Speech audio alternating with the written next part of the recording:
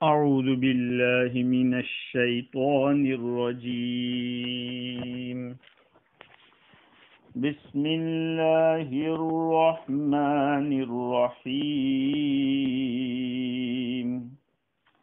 قال الملأ من قوم فرعون إن هذا لساحر عليم يريد أن يخرجكم من أرضكم فماذا تأمرون قالوا أرجه وأخاه وأرسل في المدائن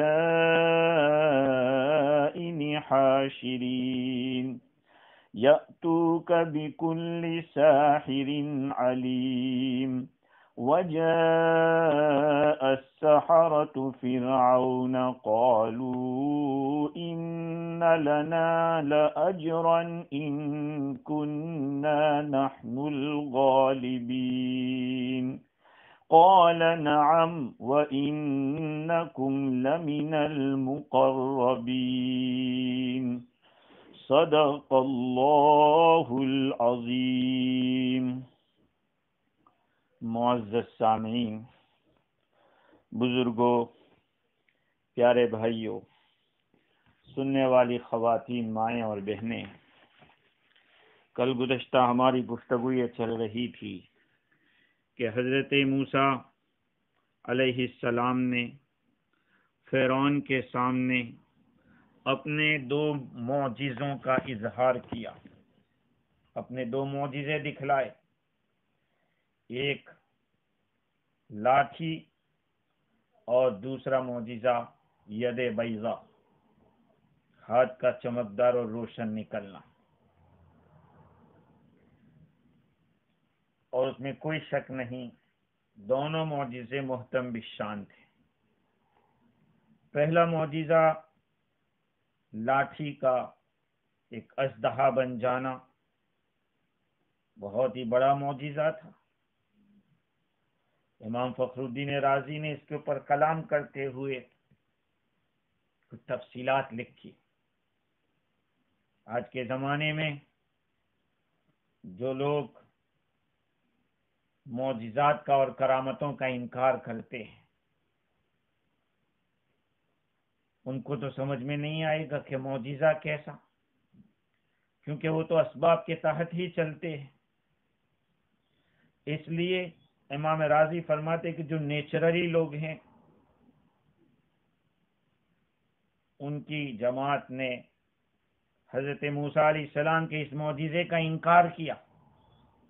کیا دلیل تھی ان کے پاس؟ ان کا کہنا یہ ہے کہ اگر ہم اس معجزے کو مان لیں گے تو پھر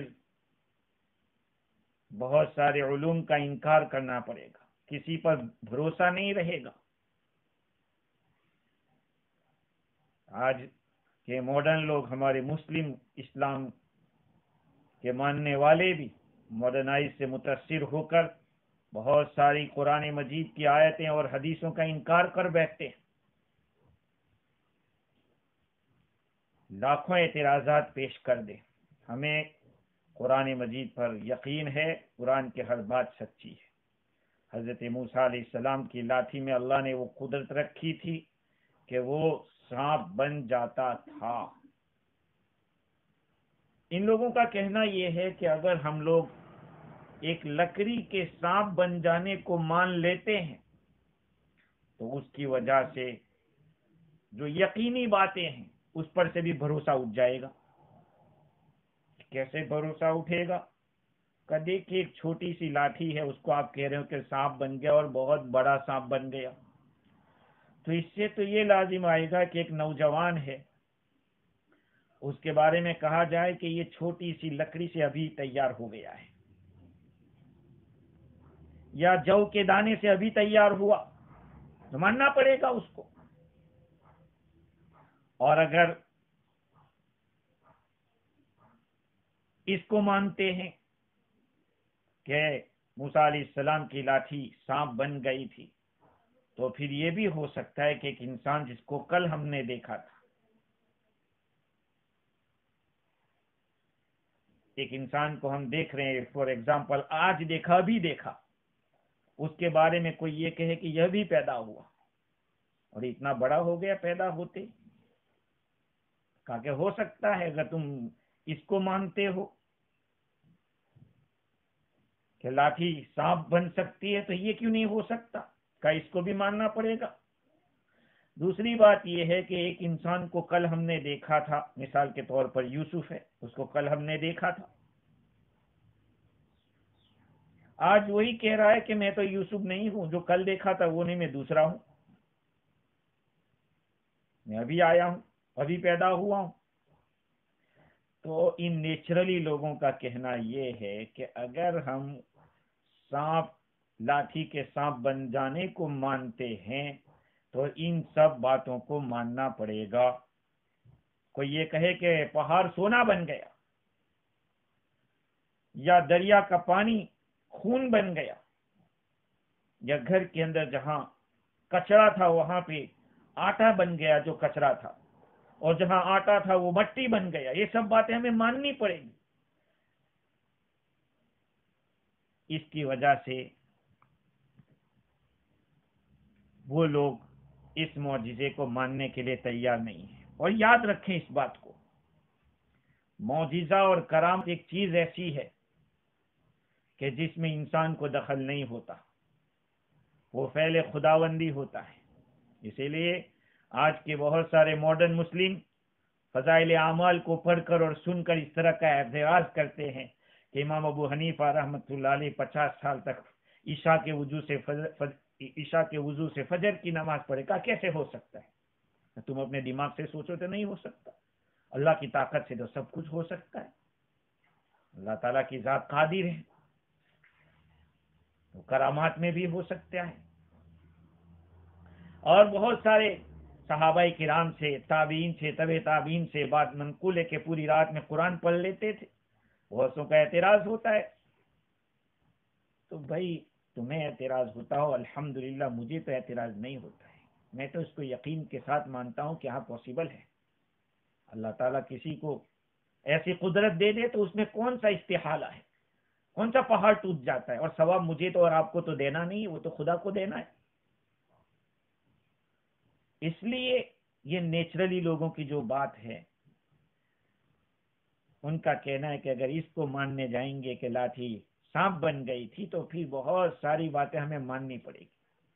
کوئی کہہ سکتا ہے اس کے اوپر کہ یہ تو نبی کے زمانے کے ساتھ خاص تھا، لیکن راضی نے کہا کہ اس اعتراض کا تو جواب ہو سکتا ہے۔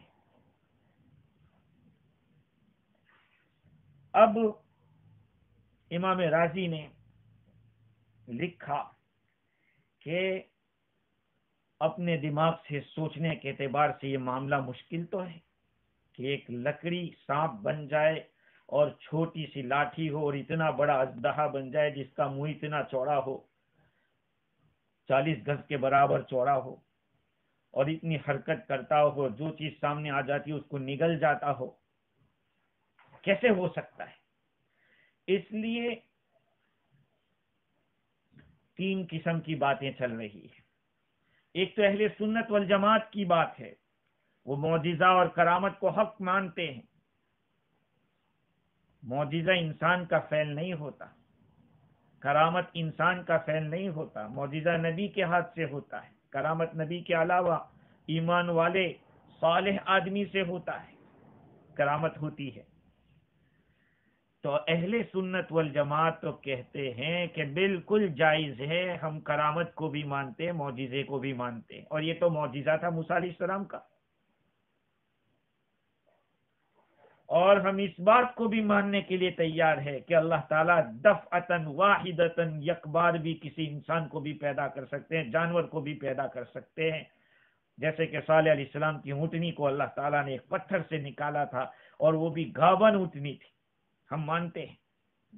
چاہے وہاں پہ کوئی اونٹنی اور اونٹ نہ ملا ہو، زمانہ نہ لگا ان کو، زمانہ ٹائم نہ ملا ہو، کوئی تربیت نہ ہوئی ہو، پھر بھی ہم مانتے ہیں۔ اسی طرح جوہر فرد کے بارے میں بھی ہم یہ مانتے ہیں کہ اس کو اللہ تعالیٰ زندگی دے دے، اس کو علم دے، قدرت دے، عقل دے، سب، چاہے وہاں کوئی چیز موجود نہ ہو پھر بھی ہم ماننے کے لیے تیار ہیں۔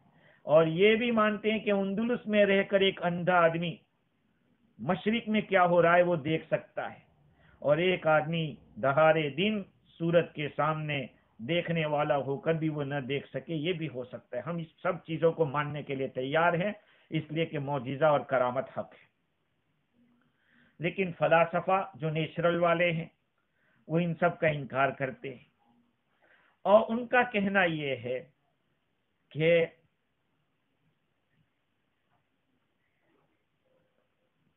جو طریقہ ہوتا ہے اسی طریقے سے سب کام ہوں گے، نیچر کے خلاف کوئی چیز نہیں ہوگی، اسباب بھی ہوں گے، ٹائم بھی ہوگا، سب کچھ ہوگا۔ امام رازی نے کہا کہ تم لوگ جو بات کہہ رہے ہو کہ کوئی چیز اچانک نہیں ہوتی، تو ہم آپ سے پوچھتے ہیں دنیا میں بہت سارے حادثے ہو جاتے ہیں، تو ہم آپ سے پوچھتے ہیں کہ یہ حادثہ ہوا ہے، کیا وہ کسی سبب سے ہوا یا بغیر سبب کے ہوا ہے؟ اگر کسی سبب سے ہوا ہے تو ایسے سبب سے یہ بھی ہو سکتا ہے۔ اگر آپ یہ کہتے ہیں کہ بغیر سبب کے دنیا میں حوادث اچانک ہوتے ہیں، ایک اچھی خاصی بلڈنگ گر گئی، کیوں گر گئی بھائی؟ گر گئی، زلزلہ آ گیا، کیسے آیا؟ اچانک آ گیا، اچانک طوفان آ گیا۔ تو یہ جتنے بھی حوادث اچانک آتے ہیں ان کے بارے میں آپ کیا کہیں گے؟ وہ بھی کسی کا اثر قبول کیا ہوگا یا بغیر اثر کے؟ اگر بغیر اثر کے ہے تو یہاں بھی دیکھ لو، ماننا پڑے گا تمہارے یہاں بھی بہت ساری چیزیں اس طرح کی ہوتی ہے اور تم اس کو مانتے ہو، اس کو حادثہ کہتے ہو۔ اور تیسری ایک جماعت ہے معتزلہ کی۔ معتزلہ کچھ کو مانتے ہیں، کچھ کو نہیں مانتے۔ خرق عادت کے خلاف ہونے کو وہ مانتے ہیں، عادت کے خلاف بعض چیزوں کو مانتے ہیں، بعضوں کو نہیں مانتے۔ وہ جانتے ہیں کہ بغیر ماں باپ کے کوئی چیز پیدا ہو سکتی ہے، اللہ اس پر قادر ہے۔ پانی آگ بن سکتی ہے، آگ پانی ہو سکتی ہے، اس کو مانتے ہیں۔ کھیتی بھی بغیر دانا ڈالے بھی اللہ اگا سکتا ہے، یہ سب مانتے ہیں۔ لیکن کسی جوہر فرد کے بارے میں یہ کہے کہ اس کے پاس علم آ گیا، اس کے پاس قدرت آ گئی، اس کے پاس حیات آ گئی، کہ اس کو ہم نہیں مانتے۔ تو کچھ کو مانتے ہیں، کچھ کو نہیں مانتے۔ جب یہ تفصیل آپ نے سن لی کہ 3 قسم کی باتیں چل رہی ہے، اب ہماری دلیل سنیے۔ امام رازی نے اس کی دلیل بتلائی کہ کیسے ایک لکڑی سانپ کیسے بن سکتی ہے، اژدہا کیسے بن سکتا ہے۔ انہوں نے کہا کہ 3 مقدمے یاد رکھے، 3 جملے یاد رکھے، 3 باتوں کو یاد رکھے۔ ایک بات تو یہ ہے کہ جتنی بھی چیزیں جسم والی ہے، جس کو باڈی ہوتی ہے، وہ آپس میں جسم ہونے کے اعتبار سے سیم ہے۔ جہاں کہیں باڈی پائی جاتی ہے، جہاں اجسام پائے جاتے ہیں، وہ سب جسم ہونے کے اعتبار سے سیم ہے، ایک بات۔ اور دوسری بات یہ ہے کہ جو چیز جو عمل یا جو اثر کسی چیز پر ہو سکتا ہے وہ اس جیسے پر بھی ہو سکتا ہے۔ جو اثر ایک چیز پر ہو سکتا ہے وہ اثر دوسری چیز پہ بھی ہو سکتا ہے، یہ دوسرا مقدمہ۔ اور تیسرا مقدمہ یہ ہے کہ اللہ تعالیٰ ہر ممکن چیز پر قادر ہے، اللہ تعالیٰ ہر چیز پر قادر ہے، جو چاہے وہ کر سکتا ہے۔ تو آپ دیکھیے کہ یہاں پر اژدہا ہے اور اس کے ساتھ ساتھ ایک لکڑی ہے، لکڑی کا بھی جسم ہے، اژدہے کا بھی جسم ہے، لہذا جسم ہونے کے اعتبار سے دونوں برابر ہیں۔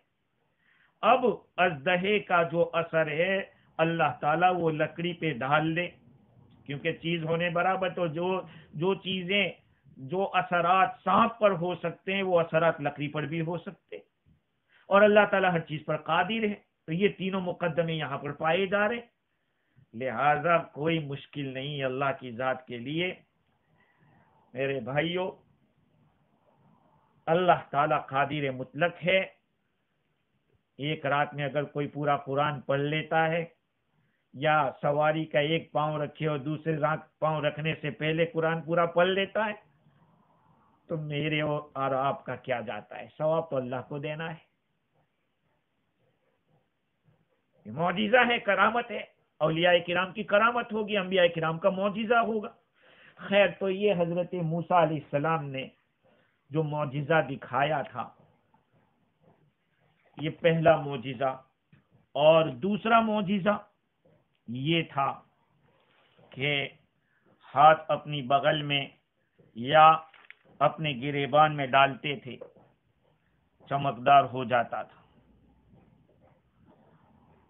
بعض روایات میں تفسیر روح البیان میں لکھا ہے کہ فرعون کو حضرت موسیٰ علیہ السلام نے اپنا ہاتھ دکھایا کہ یہ کیا ہے. اس نے کہا تمہارا ہاتھ ہے. حضرت موسیٰ علیہ السلام نے ہاتھ لیا اور اپنے گریبان میں ڈالا. آپ نے اون کا جبہ پہنا تھا اور نکالا تو بالکل سفید نورانی چمکدار، جس کی شعاع سورج کی شعاع پہ غالب تھی. حالانکہ حضرت آدم علیہ السلام تو گیہوں کلر کے تھے.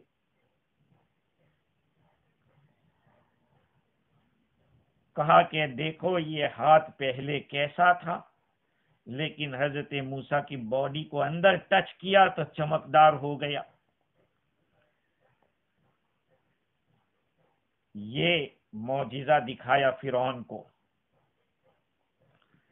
آگے کی بات یہ ہے کہ فرعونیوں نے دیکھا، اس کے جو سردار لوگ تھے ان لوگوں سے اس نے کہا، جب دیکھ چکے تو درباریوں نے کہا، قال الملأ من قوم فرعون ان هذا لساحر علیم. فرعون کی قوم کے سرداروں نے کہا یقیناً یہ ماہر جادوگر ہے، یہ ماہر جادوگر ہے. علیم کا لفظ لائے. مفتی شفیع صاحب نور اللہ مرقدہ نے لکھا ہے کہ اس میں اشارہ اس بات کی طرف ہے کہ وہ خود بھی جانتے تھے کہ یہ کوئی بہت اوپر کی بات ہے، یہ اپنی طاقت کی بات نہیں ہے. فرعون کے یہاں جو بااثر لوگ تھے انہوں نے کہا کہ یہ تو بڑا ماہر جادوگر ہے. یہ لوگ معجزات دیکھ کر ہی گھبرا گئے، اپنی قوم کو خطاب کرنے لگے، بڑا ماہر جادوگر ہے. فکر ہر کس بقدر ہمت اوس، ہر آدمی کی سوچ اس کے ہمت کے برابر ہوتی ہے. ان بیچاروں کو خدا تعالیٰ کے بارے میں سنا ہی نہیں تھا، اللہ کی قدرت کاملہ کی ان کو کیا خبر تھی.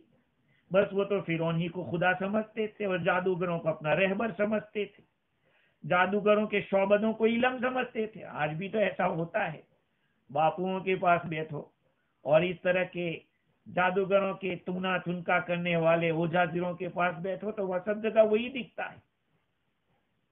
کچھ ہوا، ارے دکھاؤ یار، لگتا ہے کسی نے کچھ کر دیا ہے. ہمارے یہاں بھی ایسا ہوتا ہے، کوئی لڑکی کسی کے ساتھ بھاگ جاتی ہے تو کہتے ہیں کہ اس کا مڑ گھما دیا ہے. ارے بھیڑے، اس کا مڑ تم نے گھمایا، اس کو دیندار نہیں بنایا تو سب سے پہلے مڑ گھمایا ہے. تو ان لوگوں کے ذہن میں بھی جادو ہی سب سے بڑا علم تھا. انہوں نے اور کچھ نہیں سمجھا، بس یہی سمجھا کہ یہ جادوگر ہے اور بہت بڑا پڑھا لکھا آدمی ہے. جیسے اگر کوئی آدمی تعویذات کے سلسلے میں کچھ کمال دکھاتا ہے تو کہتے ہیں ارے بہت پہنچا ہوا آدمی ہے. ان لوگوں نے بھی یہی کہہ دیا، ان ھذا لساحر علیم. حالانکہ ان کو سوچنا چاہیے تھا کہ جادو کیا ہوتا ہے اور معجزہ کیا ہوتا ہے، دونوں میں بہت بڑا فرق ہے. تفسیر روح البیان کے اندر دونوں کے درمیان فرق بتلایا ہے. فرق یہ ہے کہ جادو کے اندر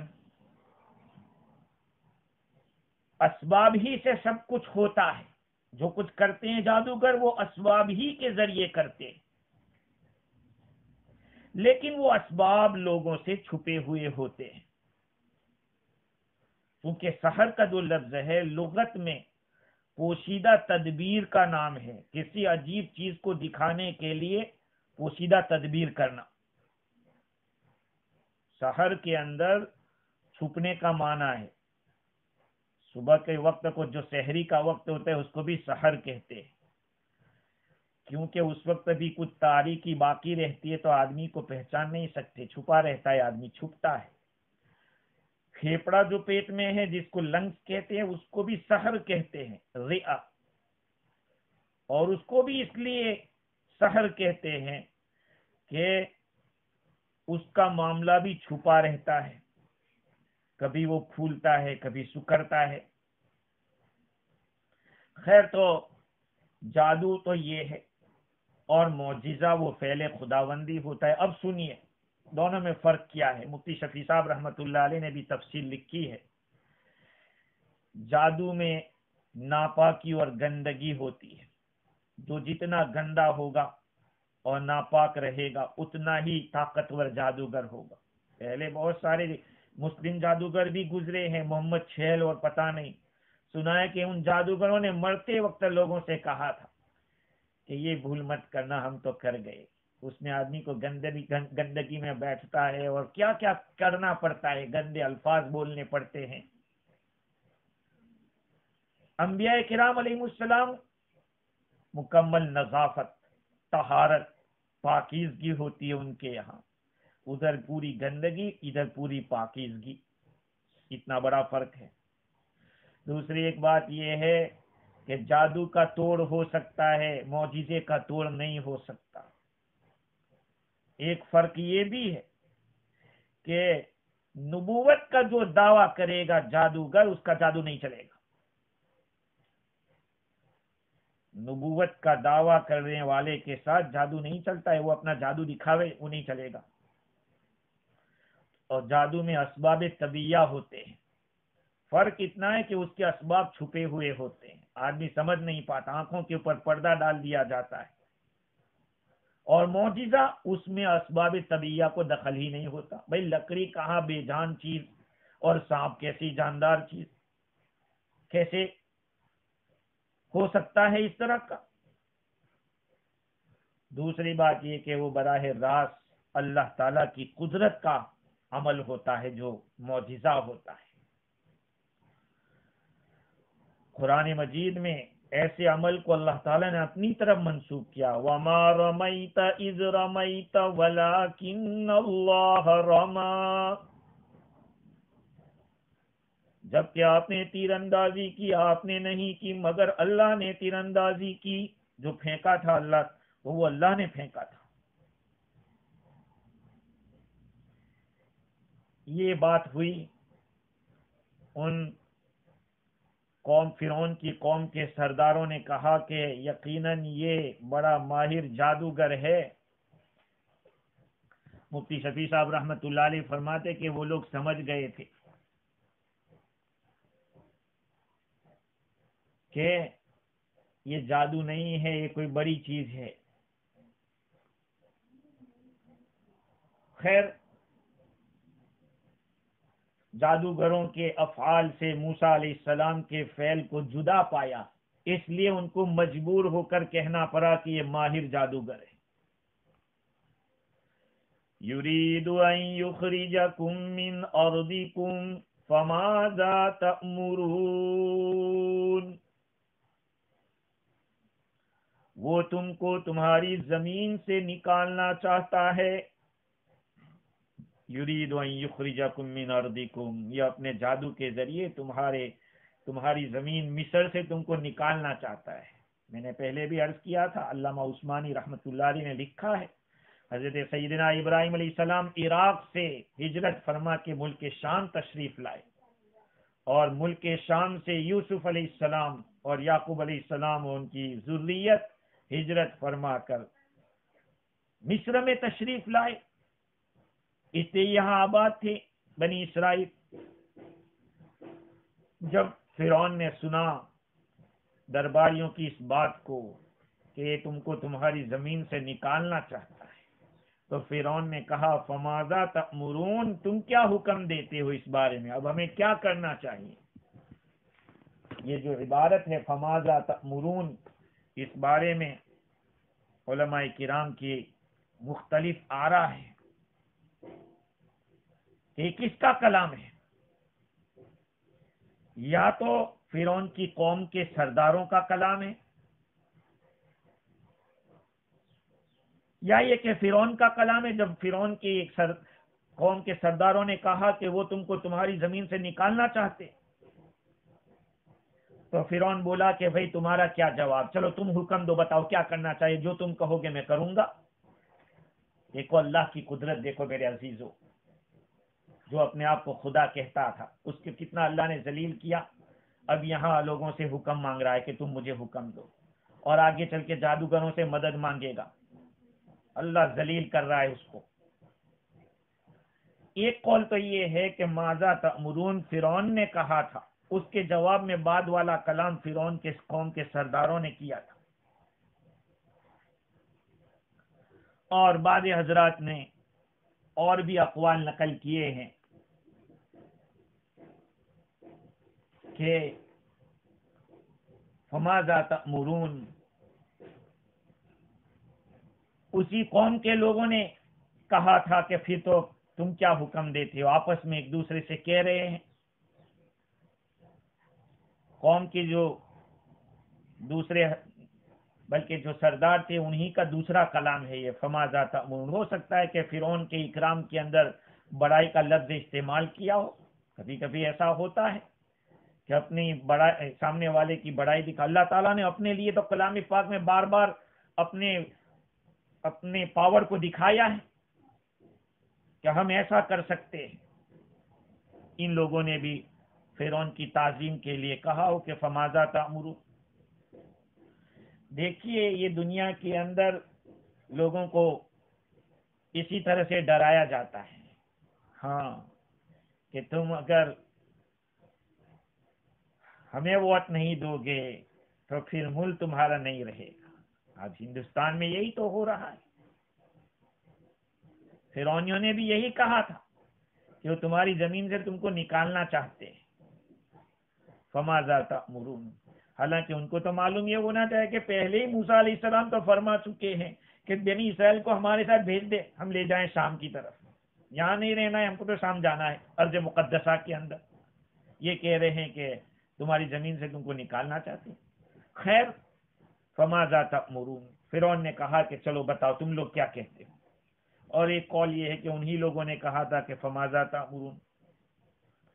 قالوا ارجه واخاه وارسل في المدائن حاشرین، وہ بولے کہ موسیٰ کو اور ان کے بھائی کو ڈھیل دے دو، مہلت دے دو،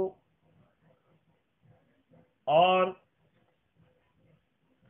شہر میں جمع کرنے والوں کو بھیج دو۔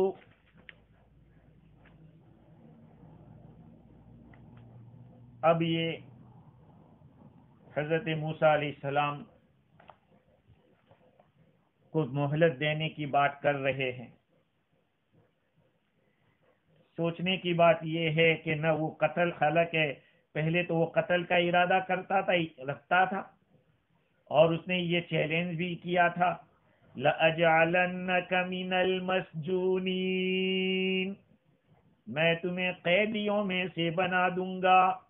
یہاں سامنے ہے لیکن نہ قید میں ڈالنے کی بات کر رہا ہے، نہ قتل کی بات کر رہا ہے، بلکہ کہہ رہے ہیں کہ ان کو مہلت دے دو۔ ارجاء کا جو لفظ ہے اس کی ایک معنی امید دلانے کے اور ڈھیل دینے کے ایک معنی یہ بھی ہے۔ تو موسیٰ کو اور ان کے بھائی کو ہارون علیہ السلام کو مہلت دے دو، ان کو تھوڑی ڈھیل دے دو، تھوڑا ٹائم دے دو۔ یہ لوگ دو معجزے دیکھ کر گھبرا گئے، اس لیے مشورے کے لیے آپس میں بات کر رہے ہیں۔ تو فرعون کی قوم کے سرداروں نے کہا کہ تھوڑی ڈھیل دو، ان کے معاملے میں جلدی مت کرو۔ یہ جو مشورہ تھا وہ مجبوری کا مشورہ تھا، کیونکہ ان کے پاس کوئی آپشن نہیں تھا۔ ادھر فرعون غیظ و غضب کے اندر بھی ہے، اس کے باوجود نہ قتل پر اس کی قدرت ہے، نہ اس کو قید کرنے پر قدرت ہے، جبکہ پہلے وہ دھمکی دے چکا ہے۔ وَأَرْسِلْ فِي الْمَدَائِنِ حَاشِرِينَ، اور شہروں کے اندر جمع کرنے والوں کو بھیج دو، نقیب کو بھیج دو شہر کے اندر، ایسے لوگوں کو لائے جو ان کا مقابلہ کر سکے۔ یہی تو ان کی ناکامی کی بات ہے۔ تفسیر دمیاتی کے اندر لکھا ہے، اس کے حوالے سے تفسیر روح البیان میں لکھا کہ مصر کے باہر کے حصے میں دو بھائی رہتے تھے، ایک کا نام شابور تھا اور ایک کا نام غادور تھا۔ یہ فن جادوگری میں بہت ماہر تھے۔ فرعون کے فرشتادہ یعنی جن کو بھیجا تھا وہ پہنچے،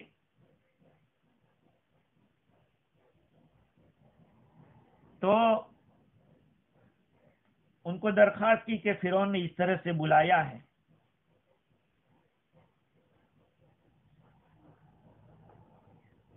تو اب کیا کرنا چاہیے؟ یہ دونوں بھائی اپنے والد کی قبر کے پاس گئے اور اپنے والد کو آواز دے کر کہا کہ ابا جان، مصر کے بادشاہ نے ہم کو بلایا ہے، اس وجہ سے کہ دو آدمی آئے ہیں، نہ ان کے پاس کوئی لشکر ہے نہ کوئی سپاہی ہے، بغیر کسی ہتھیار کے آئے ہوئے ہیں۔ ان کے پاس ایک ڈنڈا ہے، لاٹھی ہے، جب اس کو پھینکتے ہیں تو بڑا اژدہا ہو جاتا ہے، اور جو سامنے آتی ہے چیز اس کو کھا جاتا ہے۔ تو فرعون ہم کو بلاتا ہے کہ ان کا مقابلہ کریں۔ صاحب قبر نے جواب دیا کہ جب مصر میں جاؤ تو وہاں جا کے پوچھ لینا کہ جب وہ سو جاتے ہیں یہ اژدہا والے، لاٹھی والے، تو کیا وہ ڈنڈا ویسا کا ویسا ڈنڈا ہی رہتا ہے یا اژدہا رہتا ہے، ہو جاتا ہے؟ اگر وہ اژدہا ہی رہتا ہے تو سمجھ لینا کہ وہ جادو نہیں ہے، اس لیے کہ یہ جادو کے اصول میں سے ہے۔ جادوگر جب سو جاتا ہے تو اس کا اثر جادو کا باقی نہیں رہتا۔ اگر وہ ایسے ہیں کہ ان کے سو جانے کے بعد بھی وہ چیز ویسی رہتی ہے تو یاد رکھ لینا پوری دنیا مل کر بھی ان کا مقابلہ نہیں کر سکتے۔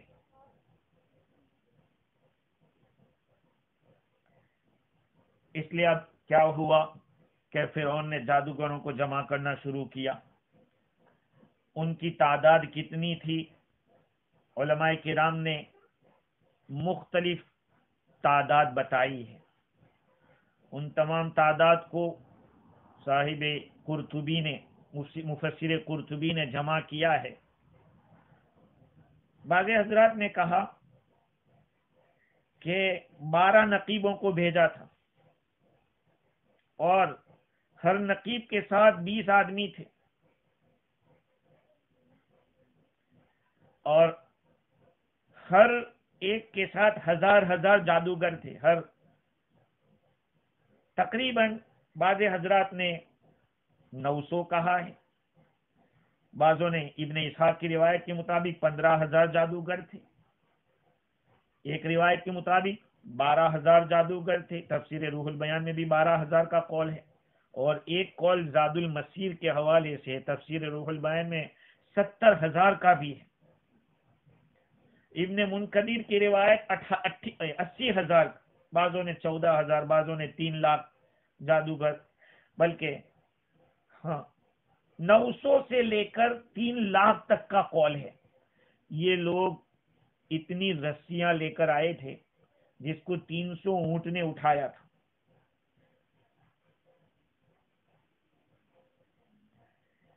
حضرت موسیٰ علیہ السلام کی جو لاٹھی تھی وہ کیا تھا؟ وہ تو معجزہ تھا. اس نے ساری رسیوں کو ایک ہی لقمے میں ختم کر دیا تھا.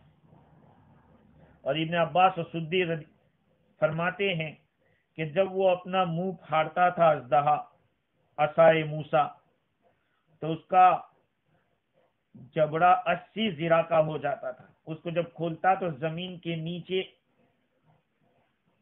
ایک حصہ رکھتا اور اوپر کا حصہ محل کے اوپر تک چلا جاتا تھا. بعضوں نے اس کے منہ کی چوڑائی 40 ذراع بتائی ہے. فرعون کا بھی ارادہ کیا کہ اس کو نگل جائے، لیکن وہ تخت سے گر پڑا اور بھاگا وہاں سے، موسیٰ علیہ السلام سے پناہ مانگی. خیر تو اتنے سارے جادوگر آئے. ابن عباس رضی اللہ تعالیٰ عنہ فرماتے ہیں کہ جادوگروں کے جو سردار تھے وہ مصر کے بالکل کنارے پہ رہتے تھے. جیسے میں نے عرض کیا کہ شابور اور غادور تھے، اور دوسرے دو حطت اور یا حطت اور مصفہ، یہ دو بھی تھے، اور پانچویں ایک بڑے کا نام شمعون بھی لکھا ہے. بات یہ ہوئی کہ وہ شابور اور غادور آئے یہاں، لوگوں سے پوچھا اپنے باپ کے کہنے کے مطابق کہ موسیٰ علیہ السلام جب سو جاتے ہیں تو وہ اژدہا کیسا رہتا ہے؟ کہا کہ وہ تو اژدہا ہی ہو جاتا ہے اور ان کی پاسبانی کرتا ہے. ان لوگوں کے دل میں دغدغہ تو ہو گیا کہ اب کیا ہوگا، آ تو گئے ہیں. اللہ تعالیٰ نے اسی کو بیان کیا ہے کہ قالوا ارجه واخاه وارسل في المدائن حاشرین. ان سرداروں نے کہا کہ موسیٰ کو اور ان کے بھائی کو مہلت دے دو، جلدی مت کرو.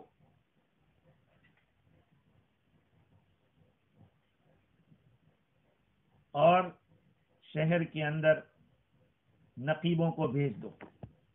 یأتوک بکل ساحر علیم، ہر ماہر جادوگر کو لے آویں. یہ کہا گیا نقیب جائیں گے، ہر ماہر جادوگر کو لائیں گے. ابن عباس رضی اللہ عنہ کی ایک روایت یہ ہے کہ 70 جادوگر بڑے بڑے آئے تھے. ان میں کا ایک سردار بھی تھا ان کا جو مجوسی تھا، اور یونس علیہ السلام کے موصل کے جو نینوا، موصل کے اندر نینوا ہے، وہاں کا رہنے والا تھا. یہ ان کو سکھاتا تھا. لیکن راضی نے کہا کہ یہ بات گلے سے اس لیے نہیں اتر رہی ہے کہ مجوسی لوگ زرداشت کو مانتے ہیں، اور زرداشت جو تھا وہ تو حضرت موسیٰ علیہ السلام کے بعد آیا ہے، اس کی زندگی تو بعد کی ہے، تو پھر کیسے ہو سکتا ہے وہ؟ خیر جو بھی ہو، ایک روایت یہ بھی ہے. اللہ تعالیٰ فرماتے ہیں وَجَاءَ السَّحَرَةُ فِرْعَوْنَ قَالُوا إِنَّ لَنَا لَأَجْرًا إِن كُنَّا نَحْنُ الْغَالِبِينَ.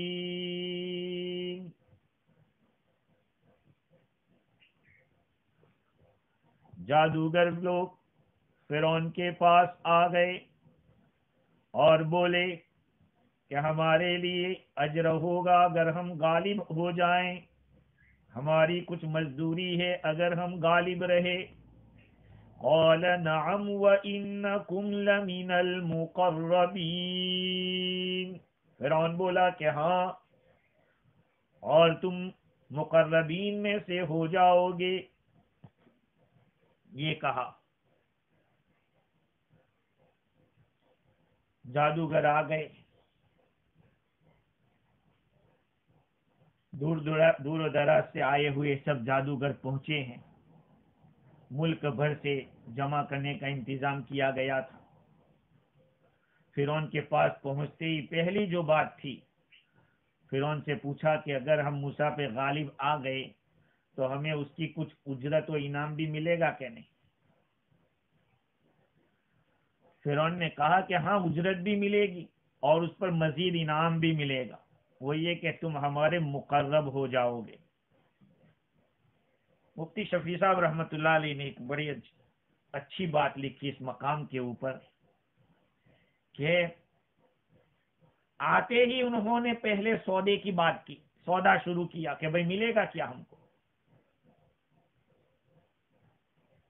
وجہ یہ تھی کہ اہل باطل کے سامنے صرف دنیا کے فوائد ہوتے، اہل باطل کے سامنے دنیا کے فوائد ہوتے، اس لیے پہلے وہ دنیا کا سوال کرتے۔ کوئی بھی کام کریں گے، کہا بھئی ہمیں کیا ملے گا، ہمارا کیا۔ دیکھیے آپ،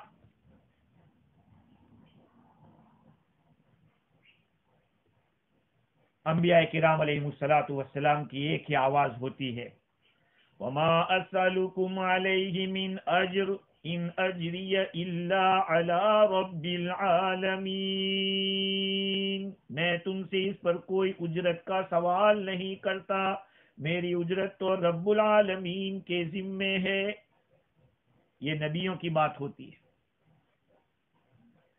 فرعون سے گفتگو کرنے کے بعد آگے کی بات ہو رہی ہے کہ مقابلہ کیسے ہوتا ہے، لیکن یہاں دیکھیے جادوگروں نے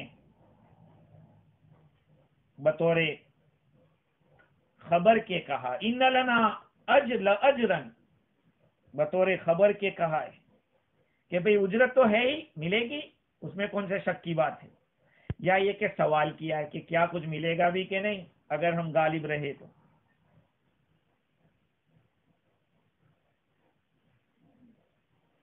وَإِنَّكُمْ لَن، تو فرعون نے کہا کہ تمہارا اجر بھی ہوگا، تمہاری مزدوری بھی ملے گی، اور اس کے ساتھ ساتھ تم ہمارے مقرب ہو جائیں گے۔ سوچئے آج دنیا کے اندر بڑا بننے کے لیے، بادشاہ کے قریب ہونے کے لیے، پرائم منسٹر کے قریب ہونے کے لیے کیسے کیسے پاپڑ بیلتے ہیں۔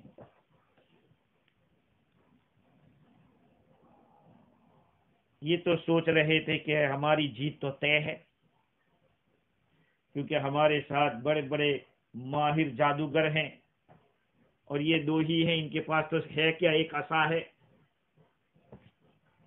یہ اپنے خیال کے اندر یہ سمجھے ہوئے تھے۔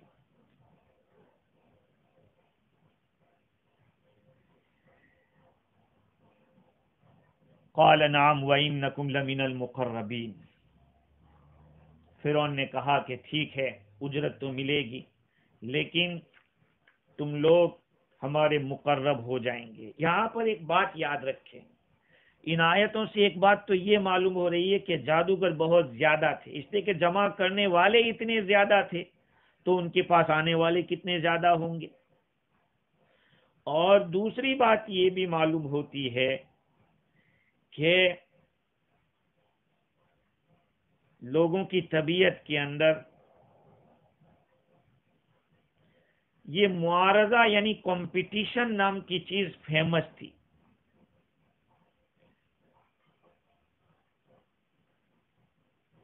اگر یہ جادوگر جیت جاتے ہیں تو پھر نبوت نہیں، اور ہار جاتے ہیں تو نبوت صحیح ہو جاتی ہے۔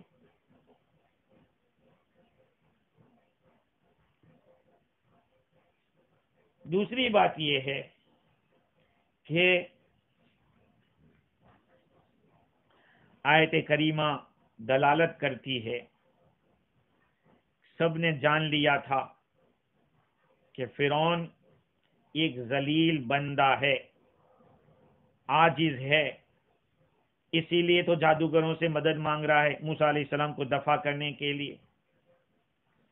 اور یہ بھی آیت دلالت کرتی ہے کہ جادوگر لوگ چیزوں کے بدلنے پر قادر تھے، مطلب کہ وہ یوں سمجھتے تھے، اسی لیے تو اجرت طلب کی، فرعون سے مال طلب کیا۔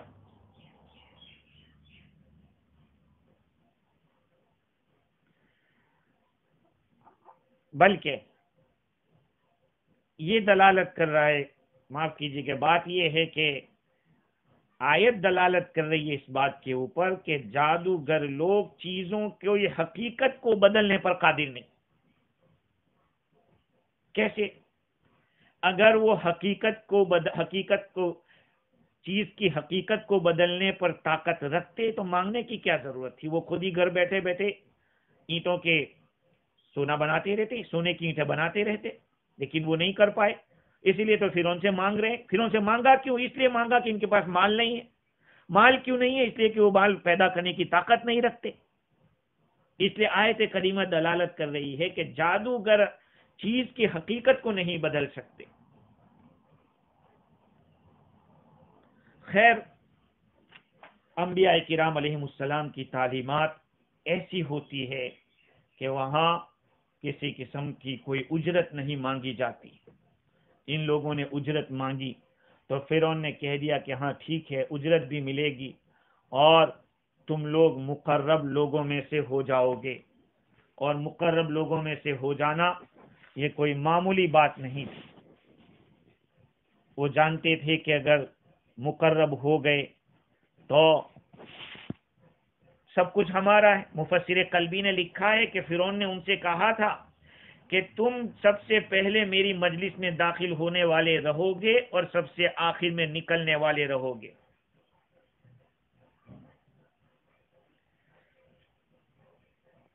تعویلات نجمیہ کے حوالے سے لکھا ہے کہ فرعون نے تو کہا تھا کہ لمن المقربین، اپنے مقرب وہ سوچ رہا تھا، لیکن اللہ رب العزت کو انہیں خود اپنا مقرب بنانا تھا، فرعون کی زبان سے نکلوایا۔ وہ مقربین عند اللہ بن گئے، فرعون کے نزدیک نہیں۔ اب آگے کی بات یہ ہے کہ یہ لوگ حضرت موسیٰ علیہ السلام کے ساتھ با ادب گفتگو کرتے ہیں۔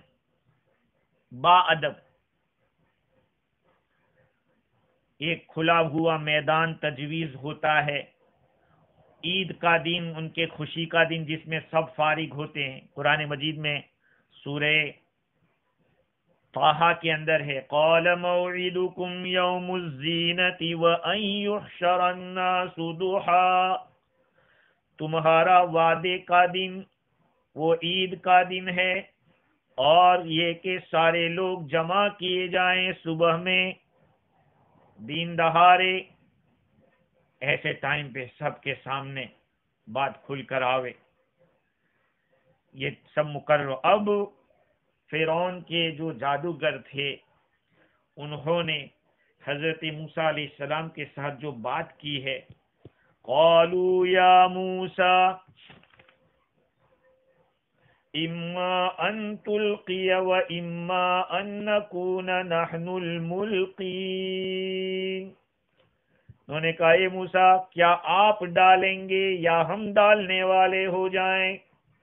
آگے کی بات، ایک بات کہہ کر اپنی بات کو ختم کرتا ہوں۔ مفتی شفیع صاحب رحمۃ اللہ علیہ فرماتے کہ بعض روایات میں ہے کہ اس موقع پر حضرت موسیٰ علیہ السلام نے ان جادوگروں کے سردار سے گفتگو فرمائی کہ اگر میں تم پر غالب آ گیا تو کیا تم مجھ پر ایمان لے آؤ گے؟ اس نے کہا ارے ہمارے پاس ایسے جادو ہیں کوئی غالب آ ہی نہیں سکتا، اس لیے ہمارے مغلوب ہونے کا سوال ہی نہیں ہو سکتا۔ اگر بالفرض تم غالب آ گئے تو ہم علل اعلان فرعون کی نظروں کے سامنے تم پر ایمان لے آئیں گے۔ یہ روایت مظہری اور قرطبی کے حوالے سے لکھی ہے۔ دنیا کے اندر دیکھو میرے بھائیو، ایسا ہی ہوتا ہے، جو باطل ہوتا ہے وہ ڈینگے بہت مارتا ہے۔ ہاں، باطل کی سب سے بڑی نشانی یہ ہے کہ وہ گالی گلوچ کرتا ہے، مار پیٹ کرتا ہے، اور حق پرست ہوتا ہے وہ خاموش سنتا رہتا ہے، دیکھتا رہتا ہے، وقت آتا ہے تو بھی جواب دیتا ہے۔ اس لیے کسی کی زبان بہت ہی زیادہ تیز چلے اس کا یہ مطلب نہیں کہ وہ آج باطل فرقوں کے اندر بھی اپنی باتوں کو منوانے کے لیے کیسی کیسی باتیں پیش کرتے ہیں، حالانکہ سراسر غلط ہوتے ہیں پھر بھی۔ اس لیے بلند آواز سے نہیں، قوت دلیل سے آدمی ہارتا ہے، زور سے بولنے سے نہیں، گالی گلوچ کرنے سے نہیں، ڈینگے مارنے سے نہیں، ہاتھ پاؤں اچھالنے سے نہیں، بلکہ قوت دلیل سے۔ موسیٰ علیہ السلام کی باتوں کے اندر تواضع ہے۔ دیکھیے ایک نبی کس طرح سے پیش آتے ہیں، دعوت کے کام والوں کو سمجھنا چاہیے۔ ہاں، تو فرعونیوں نے اجرت مانگی ہے کہ ہمیں کچھ دینا پیسہ، اور ہمیں اپنے دنیا پرستوں کی یہی حالت ہوتی ہے، جہاں دنیا طلب ہوتی ہے وہ سب سے پہلے کہتے ہیں ہمارا اتنا چارج ہوگا، یہ ہم لیں گے، ہمارا یہ ہوگا۔ ہاں خیر، اللہ تعالی ہمیں اتباع شریعت کی توفیق عطا فرماوے، ورنہ آج کی دنیا میں بھی جیسے ان جادوگروں نے ان سرداروں نے کہا تھا نا کہ یہ جادوگر ہے، ہر دنیا میں بھی ایسا ہی ہوتا ہے، کچھ ذرا بیمار ہو گئے، دیکھو یار اس کو کچھ ہوا لگ گئی ہے، کسی نے کچھ کر دیا ہے۔ اللہ تعالیٰ نے ہمیں، اللہ کا احسان ہے، ہمارے نبی نے ہمیں ایسے ہی یہ نہیں چھوڑا ہے لاوارث، ہمیں قرآن دیا ہے، حدیث دی ہے، اعمال دیے ہیں، اعمال کرو، اعمال پہ آ جاؤ میرے عزیزو۔ اللہ تعالیٰ ہمیں عمل کی توفیق عطا فرماوے۔ واخر دعوانا الحمدللہ رب